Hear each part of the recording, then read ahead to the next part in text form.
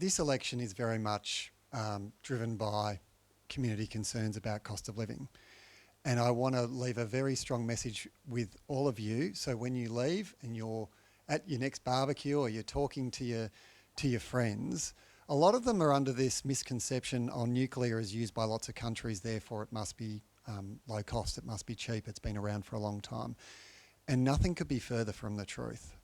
And this is quite incredible that we have the alternative Prime Minister of this country saying reckless renewables is driving up your electricity bill and I'm going to help fix it with nuclear. And it is complete and utter balderdash.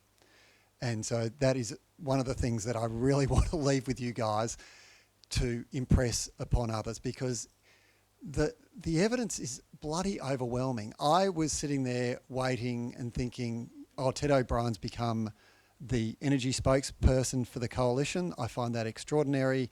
He's a big fan of nuclear from when they were in government, when everyone else would run a million miles, including Angus Taylor from it, including Scott Morrison. Both of them were on the record saying emphatically, oh, it's too expensive, we wouldn't go down that route. And when Ted O'Brien was made Energy Minister, I thought, oh, geez, this is interesting. And for some bizarre reason, he managed to persuade Peter Dutton to go down this route. And I don't think Peter quite realised what he was getting himself into. So I did a study in conjunction with Johanna Bowyer from the Institute of Energy Economics and Financial Analysis, and we looked at the last 20 years of project commitments in North America and Europe, and looked at what the cost was to build plants. And then we threw in an extra one, which is Dukovany, which is in the Czech Republic, or Czechia as they like to call it now, which is a South Korean project, because a lot of nuclear advocates say, oh, just ignore the French stuff and the Westinghouse stuff in the US. South Korea, they're great at this stuff. And I went, okay, well, let's go and have a look at a South Korean project built outside of Korea, like what they'd be doing here in Australia, and not in the Middle East, where they have no labour laws and they basically lock people up for protesting against the government. So we went, no, let's choose the Czech Republic in the EU. Now, the examples there, the build cost just to pay the construction company is twice what the coalition are saying it will cost. Now, if I take into account all the interest that they accumulate in building these projects because they take so long, they end up with a huge bank interest bill out of that. It's 3 times the cost that the coalition is saying a nuclear plant will cost. To put that in perspective, so we're talking sort of almost $30,000 a kilowatt, you go out and go on the internet and type in, I want to buy a solar PV system, what's the price? You'll get a cost closer to, and this is removing all the subsidies, it'd be somewhere between $1,000 to $1,500 a kilowatt. That's removing the subsidies. If including the subsidies, it's a lot cheaper than that. So $30,000 versus $1,500, okay? If people want to save money on the electricity bill, we got a lot of better options than going down the nuclear route, and we need to get that message out to everyone. If we go to the next slide. So then we said, what would be the impact on someone's household bill? So let's not talk about kilowatts, let's talk about people's actual bill. This is what people understand. They don't understand kilowatts, they don't understand kilowatt hours, they understand their annual bill. And we looked at each state, and we looked at each project and what it cost to build that project. And then we said, okay, if that construction cost, if the coalition was to recover that cost from energy consumers, and that's what Angus Taylor says he's going to do. He says, no taxpayer subsidies. Okay, that means you've got to get it from energy consumers. The increase in power prices to pay for those plants such that they didn't need any government subsidies would generally result in an increase in the annual power bill of about $600 per year. Now, that is essentially about a sort of, it's roughly a 30% increase in their power bill. It could be really bad though. It could be over $1,000 if we had the same experience that the UK has had with their latest build. So that's a really big impact for a lot of people if they're complaining about their power bills, and you can say to them, well, if you go down the nuclear route, it's going to be even worse, and your power bill is going to go up by about $1,000 a year if the UK experience is any guide.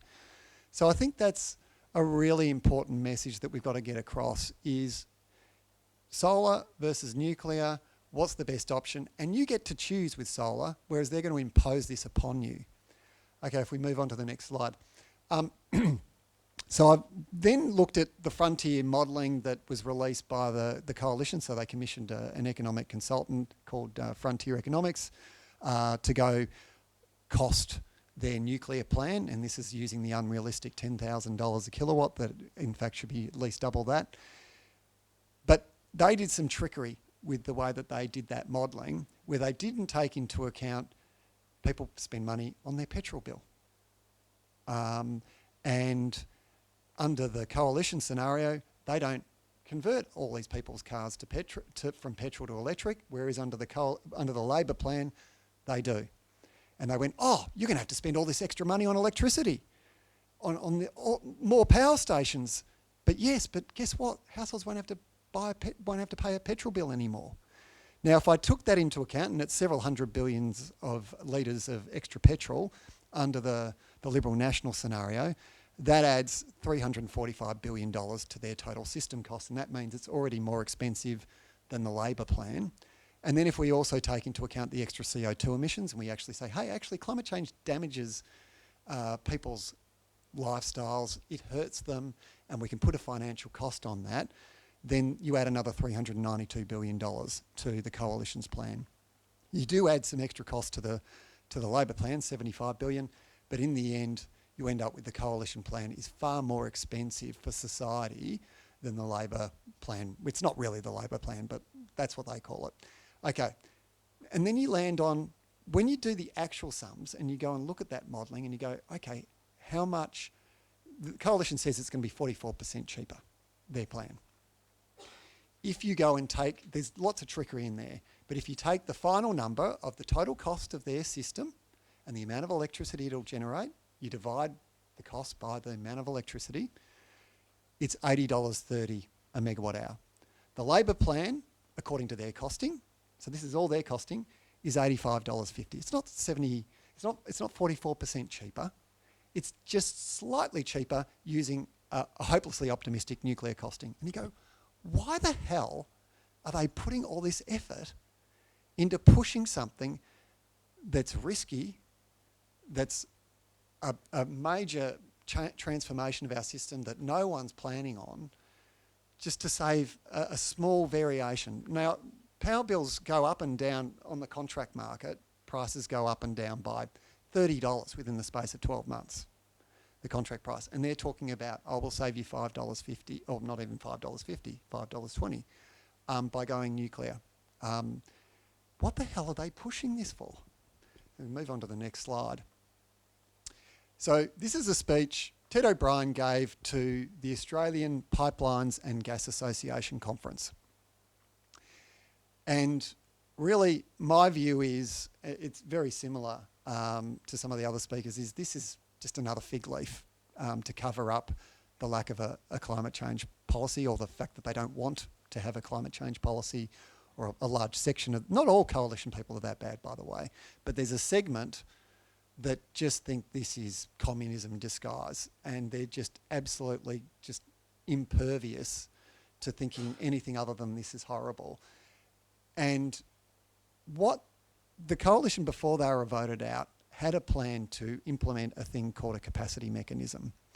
Now, that capacity mechanism was a major reformation of the way that our electricity market works, where existing coal and gas generators would get paid just for being there, not for generating electricity, just for being available to have the potential to generate electricity.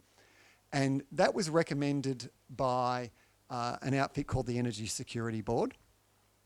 And the reason that they recommended that, in my personal view, was because people were worried about, or ministers, in particular Angus Taylor at the time, who was the energy minister, were worried about coal generators closing. And they're like, oh God, they're closing. These power stations are closing. And we wrote a report before Eraring announced it was going to close, and before Yallourn announced they were going to close. And we said, Yallourn and Eraring are going to close. Myself and Johanna Bowyer produced that report. We said the financials don't work for these two plants. and they are probably going to close. We said Gladstone would also close, and that hasn't happened. But then a few months later, they said, yes, we're going to close. Actually, after Origin said we were lying, but then they changed their mind and said, yes, you're right. They've never admitted that to me personally, but I should remind them of that fact. Now, in this speech, he talks glowingly about this capacity mechanism that was going to essentially be what people call coal keeper, which is a payment to prop up the financials of coal generators such that they would not close, but also gas generators. And he said, I'm here to announce the Dutton Coalition Government will include gas in the capacity investment mechanism. Now, the capacity investment scheme, which is a Labor scheme, but that is targeted only at new generators. They say, we're not going to pay for existing generators just to stick around if they don't generate. No, we're going to help support new plant, and it has to be zero emissions. But what Ted's saying is, oh, no, I'm going to pay for existing gas plant that have already been built, and I'm going to give them a special payment. You didn't say coal's going to get it, but I can tell you right now, it will. I'm almost certain that they're going to just unveil this thing, pull it out of the grave and say, oh, yeah. Oh, and we gave a speech and we said we were going to do this. We didn't mention coal, but, oh, we promised it. No, this is not we didn't change anything here.